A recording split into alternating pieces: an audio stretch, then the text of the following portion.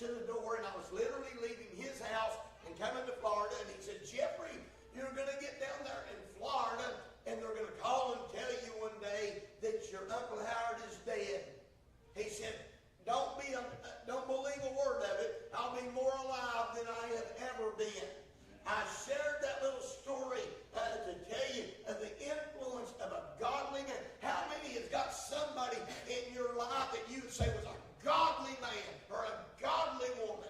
Huh? How many's got somebody like that in your life? Most all of us do. Uncle Howard was that kind of man in my life. Uzziah was that kind of man in Isaiah's life. Now you're in rarefied air right there. Uzziah was the great man of God that Isaiah looked up to. Wow. Well, we're looking a little bit about King Uzziah. So let me read scripture. The Bible said, now after that Uzziah's dad, turned away from following the Lord, they made a conspiracy against him in Jerusalem, and he fled to Lachish, about 25 miles, and they sent to Lachish after him and slew him there. Sometimes all the people of Judah took Uzziah, who was 16 years old, and made him king in the room of his father Amaziah. 16 years old was the boy when he began to reign, and he reigned 52 years in Jerusalem. His mother's name was Jechaliah of Jerusalem, and he did that which was right in the sight of the Lord, according to all that his father Amaziah did. Now, Amaziah followed the Lord for a while, and then he drifted away from the Lord for a while, and then he followed the Lord for a while, and he drifted away from the Lord. And he followed the Lord for a while, and then he drifted away from the Lord. How many knows that kind of guy can have a lot of influence? That he didn't do right all the time. Well, that's one of the reasons that I like him, because Jeff Shaver don't do right all the time. Kearney don't do right all the time. And Castile don't do right all the time. We all sin and come short of the glory of God. And I want to tell you something.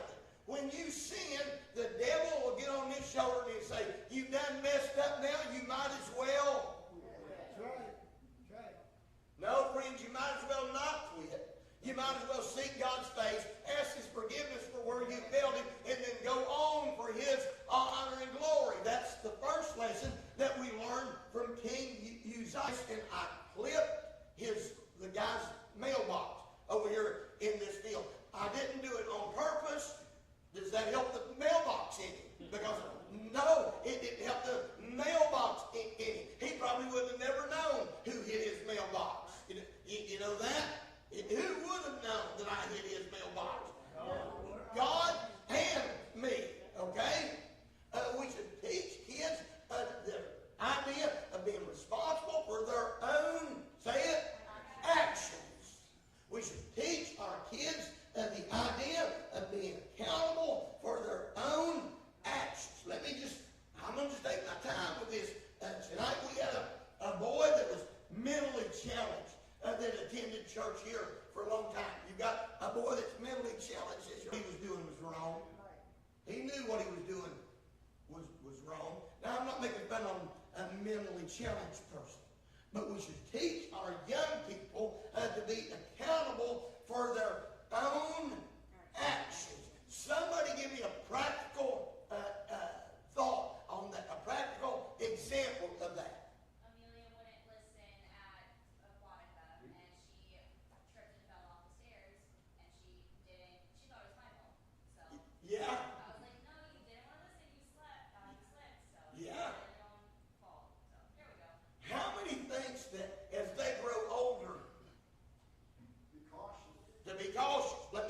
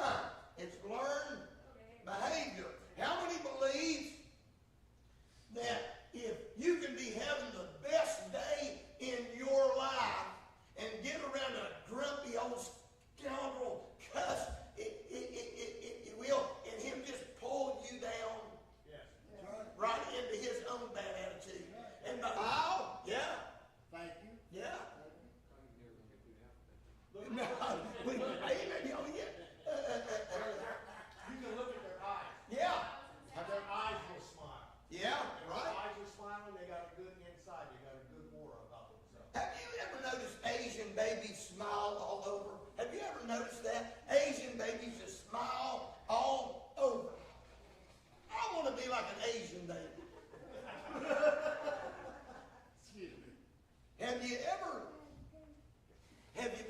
been talking to somebody and they lean forward when you're talking? They're not even aware that they're doing that. Okay, most of the time, it's a subconscious response. When we're learning, when we're actively engaged in learning, it triggers an endorphin dump in our brains. Okay, and the brain then opens all the doors and windows. We're paying attention. So that it can learn. The body wants to learn. It craves knowledge, okay? And when we're learning, okay, so that's indicative of a good attitude, that they're wanting this, they're desiring this in their lives. How else do we develop a good attitude? You are what you eat. Keep a song in your heart. You are what you listen to. You are what you look at. Huh? Yep.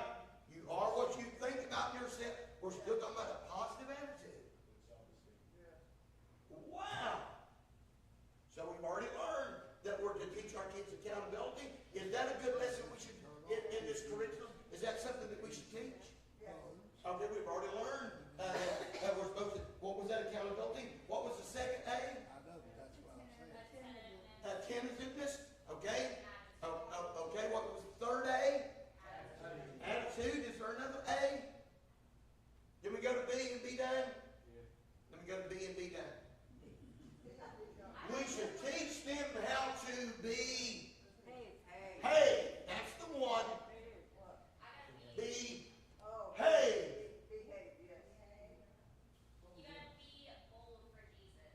Be old for Jesus. Be bold. Hey, that's good. I like that. I like it. What's being bold look like? Talking about Jesus anytime. Just naturally honoring. Are they? Huh? Yeah. Yeah. Our kids just do. Kids naturally, watch this. Our kids naturally misbehave, or is their misbehavior an extension of something that they have seen or heard? Boundaries. Teach them boundaries. Let them know that that kind of behavior is not acceptable. I am not really focusing on negative, what is it? What's the word I'm looking for, Kaylee? Not negative reinforcement. I'm not really looking for negative, although my daddy, some of you have heard me tell this story before. My daddy, when he was 16 years old, was walking home from school one day, and Mr. Tom Boer was cutting firewood out in his front yard. It was in the fall of the year. Daddy, a 16-year-old boy, he walked past Mr. Boer and said, "Good evening, Tom." Well, Uncle Howard, the preacher, would go on to be the preacher, he'd run on ahead of Daddy and got home and told my grandfather, they called him Pap, that Daddy had called Mr. Boer by his first name. You didn't do that back then, okay? I don't think kids should do it now, but that's just me, okay? Pap give Daddy a whooping for calling Mr. Boer by his first name. The next morning, when he went to school, the school teacher heard about Daddy calling Mr. Boer by his first name and give Daddy another whooping. I was in a football game one Friday night in Northeast Tennessee, and there was a 50-year-old man thereabouts acting like, I don't know what he was acting like. He was just out of line. And I told Kay, I said, "That's a grown man acting like that." The lady in front of me said, "No, sir, he's not grown. He's just old."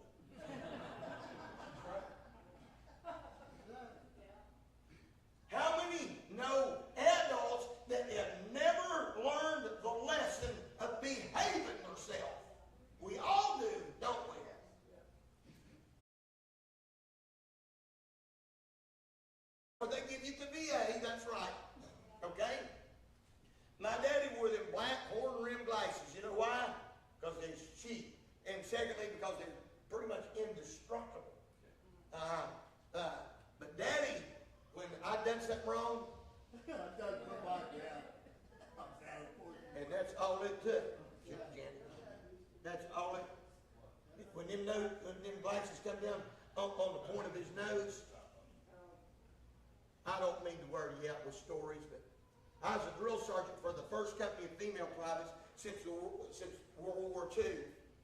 And we had them female privates, we'd been out in the woods for over a week, and we had them female privates out in the woods, and the first sergeant came out to see us one afternoon, and after a week, their tents were messed up. I'm talking about, had a little bit of rank, but still young and stupid. Okay? I was too stupid to keep my mouth shut and take it. So I finally spoke up, and I said, First Sergeant, we're doing our best. He had the black horn rim glasses. Good one.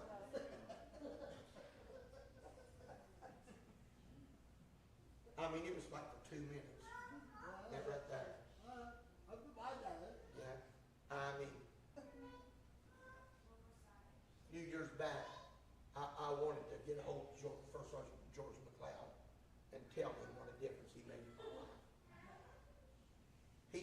How many can sing harmony in here? Okay? Yeah. Okay. Harmony is a learned skill. Okay. I've learned. Yeah, I know it. I learned to sing harmony, and we was at church one Sunday morning, and they were singing Amazing Grace, and I'm standing beside Daddy. When I was in my sophomore year, I was 4'9" and weighed 94 pounds. In my sophomore year, I was western size. In my sophomore year, little bitty dude. That's where I learned to run. So when you're 4'9", weigh 94 pounds, you better learn how to run.